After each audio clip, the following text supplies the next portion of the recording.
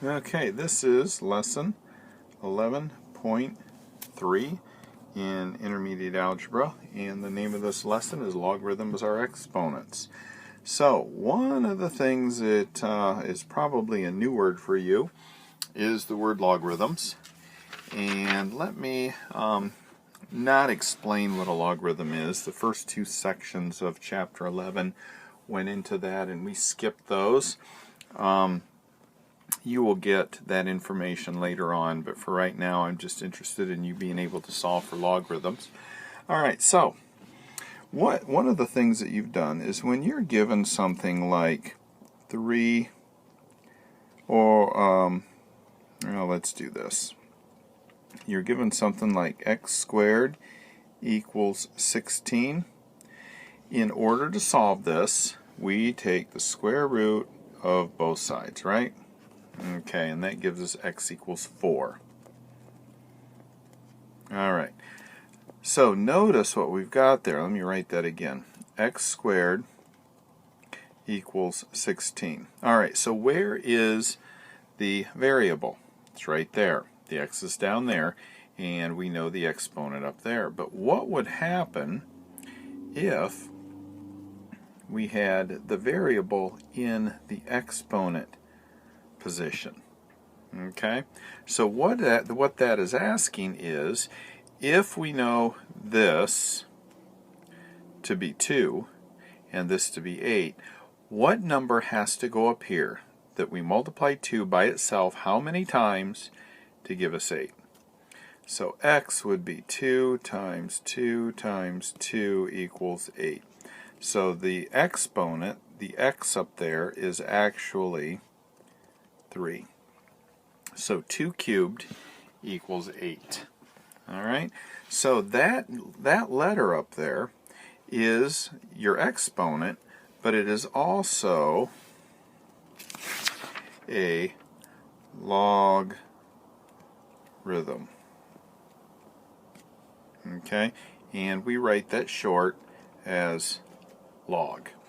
Okay, so if you've ever seen the word log before, when it comes to math, this is the beginning of the terror. Now actually logarithms aren't too terrible. They're new, so it makes it seem a little tricky, but they're really not too terrible. So let's go ahead and do some practicing. And one of the things that you need to be able to do is translate back and forth between logarithmic form and exponential form. Alright, so for example, if I have x equals 3 squared, that is exponential form because there's an exponent there. If I want to change that to logarithmic form, I would have the word log there, and I would put the x and the 3 squared as part of my logarithm. So what I'm going to do is I'm going to give you a formula that will help you go back and forth. Alright, so if I write something like y equals log a of x. Okay, so one of the things that is true, you will always have a subscript here, and it will usually be a 10, but not always. In this case it's an a, and I'm just going to explain to you how to read that. That says y is the logarithm to base a of x. Y is logarithm base a of x. And you'll hear me just say y equals log of a of x sometimes, and that's not correct, but I just kind of get going too fast. So y is the log to the base a of x. That's how you read that. So it would be good to write that down. We could also say y is the number we raise a to in order to get x. So if we were to write this in exponential form, we would have everything. We would have the y, the a, and the x there. We just wouldn't have the logarithm there. So it would look like this. X equals a of y. Of the exponent y. So what we're doing is we're looking for y. We're looking for that exponent. Alright, so I know this looks really, really weird, but that's the way you go back and forth. Okay? So, for example, if I have log with a base of 3 of x equals negative 2. That's in logarithmic form, because obviously there's a log there. And in order to write that in exponential form, we write it this way. X equals 3 to the negative 2. Okay?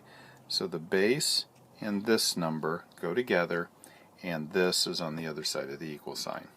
Okay? So all we do to change it from one form to the next, from logarithmic form to exponential form, is we take the 3 and we move it to the other side of the equal sign, and we make this number its exponent. And the x stays there, and we take the log off. So take the log off, take the 3, move it over here to the negative 2. Okay? So x equals 3 to the negative 2. Remember that negative means that the 3 and the square are in the wrong place, so they're going to go underneath there.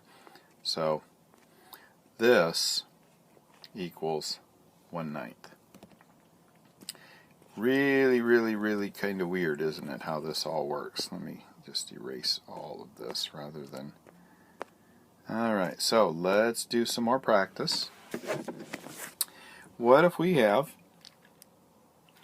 log x 4 equals 3? Okay, so again, we're writing in an exponential form. Remember, the x stays alone. Or, I'm sorry. No, that's not right. The 4 stays there, right? The 4 stays there. The x moves over, and the 3 becomes its cubed. Okay? So if we're trying to solve this, then we take the cubed root of both sides, and the cubed root, that's a 3, equals x. And we are done. Okay, so you can solve this, but the way you solve it is you first have to change it into into exponential form to solve it. So when you see that log mess there, at least at this point, later on we'll start solving them a little bit different, but at least at this point you change it to exponential form and then solve it. So log with a base of 8 of 4 equals x. Okay, so what are we going to do with that? We're going to leave the 4 there, and we're going to move the 8 over here, and we're going to put an x there. Okay, so that makes things a little bit tricky, doesn't it? Because now I have an x, whoops, now I have an x up in that exponent position. So rather than solve that right now, let's go ahead and do some more practicing of changing from logarithm to exponential and back and forth. So, for example, if I have 25 equals 5 squared, that's exponential, right? There's no logarithm. If I want to change it to log, I just put the word log on here. Okay? Then I take this number and I put it back down there. The 25 goes there, and that 2 becomes a big 2 again. Okay?